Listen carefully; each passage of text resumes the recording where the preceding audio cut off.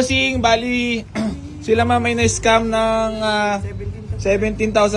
Yan, lagi ko naman sinasabi sa inyo na hanggat hindi niyo ako nakakausap or nakaka-video call, wag na wag kayo magsisend ng down.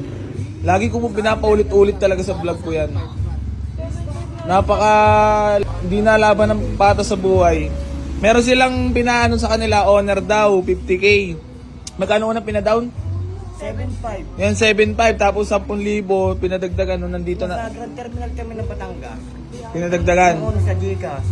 Ayun, nakakaawa naman sila bossing, oh. Galing taga Batangas hindi pa kami. Kaya lagi ko sinasabi sa inyo mga bossing, wag na wag kayong magsisend or agad hindi nyo ako nakakausap kasi napakaraming scammer mga boss, ayaw lumaban ng patas sa buhay.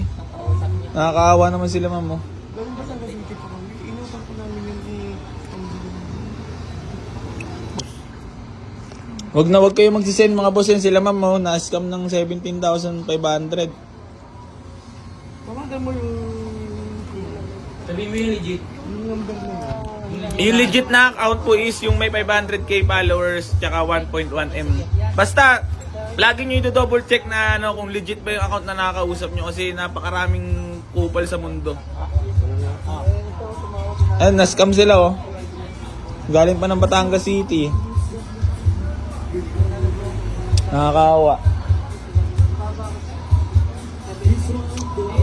Pinangutang pa nila yung na-scam sa kanila.